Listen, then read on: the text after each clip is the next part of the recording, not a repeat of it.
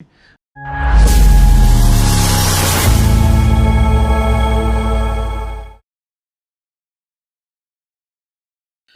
Everyone, మనం vitamin D deficiency వల్ల problem చూసాము. ఇప్పుడు విటమిన్ B12 వల్ల వచ్చే హాని ఏంటి, అంటే గుండె సంబంధిత వ్యాధులు ఎందుకు వస్తాయి? సో యూజువల్గా విటమిన్ B12 అనేది మన ఫుడ్ ద్వారా మన బాడీలోకి మనం ఫుడ్ తీసుకున్నప్పుడు వస్తుంది. సో ఇంట్రిన్సిక్ ఫ్యాక్టర్ అనేది మన గట్లో నుంచి హెల్ప్ చేస్తుంది అబ్జర్వ్ కానికి. సో ఈ విధంగా వచ్చిన విటమిన్ B12 కొబాలమిన్ అంటాము. ఇది మన అమినో యాసిడ్ ప్రాసెస్ లో హోమోసిస్టిన్ టు మెథియోనిన్ కన్వర్షన్ లో యూటిలైజ్ అవుతుంది అనమాట. సో ఇది పర్టికులర్లీ ఈ విధంగా మన వాస్కులర్ హెల్త్ కానీ హార్ట్ హెల్త్ కి అవసరం పడుతుంది అనమాట. సో ఒకవేళ విటమిన్ డెఫిషియన్సీ ఉంటే ఏమవుతుందంటే మన బాడీలో హోమోసిస్టిన్ లెవెల్స్ అనేది పెరిగే అవకాశం ఉంటుంది.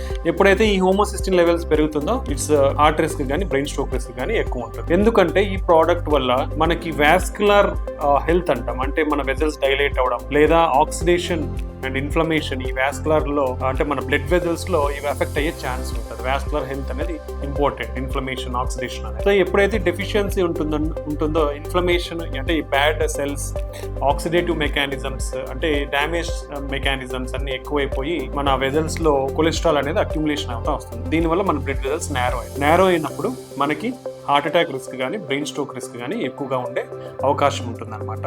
అదేవిధంగా మనకి వాస్కులర్ హెల్త్ ఎప్పుడైతే అఫెక్ట్ అవుతుందో వెజల్స్ స్టిఫ్ అయినప్పుడు మన బ్లడ్ ప్రెషర్ కూడా ఇంక్రీజ్ అయ్యే అవకాశం ఉంది. సో బ్లడ్ ప్రెషర్ కూడా ఇంక్రీజ్ అయినప్పుడు brain stroke risk, heart attack risk, heart failure risk ఎక్కువగా అయ్యే అవకాశం ఉంటుంది. సో విటమిన్ B12 అనేది అంత ఇంపార్టెంట్.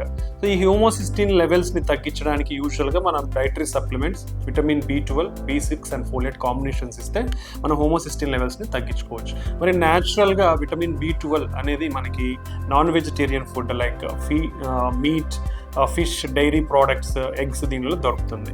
బట్ యూజువల్గా ఎవరిలో విటమిన్ డెఫిషియన్సీస్ ఉంటాయి, వెజిటేరియన్స్లో కానివ్వండి లేదా సమ్ గ్యాస్ట్రిక్ ప్రాబ్లమ్స్ అంటే పెప్టిక్ అల్సర్ డిసీజ్ కానివ్వండి, ఇంట్రిన్సిక్ ఫ్యాక్టర్, క్రాన్స్ డిసీజ్ ఇలా ఉండే వాళ్ళల్లో ఈ విటమిన్ B12 డెఫిషియన్సీ ఎక్కువగా వచ్చే అవకాశం ఉంది. సమ్ టైమ్స్ కొందరు ప్రోటాన్ పంప్ ఇన్హిబిటర్స్, ప్యాంటప్రోజోల్ ఇవి వేసుకున్నా కానీ లేదా మనకి సమ్ టైమ్స్ మెట్ఫార్మిన్ వల్ల కానీ కూడా వచ్చే అవకాశం ఉంటుంది. సో వీళ్ళందరూ కూడా చాలా జాగ్రత్తగా ఉండి వాళ్ళు విటమిన్ సప్లిమెంటేషన్, B12 సప్లిమెంటేషన్ తీసుకుంటే మంచిది. అదర్వైజ్ B12 డెఫిషియన్సీ వల్ల brain stroke risk, heart attack risk ఎక్కువగా ఉండే అవకాశం ఉంటుంది, బీపీ కూడా ఎక్కువ ఉండే అవకాశం ఉంటుంది అనమాట.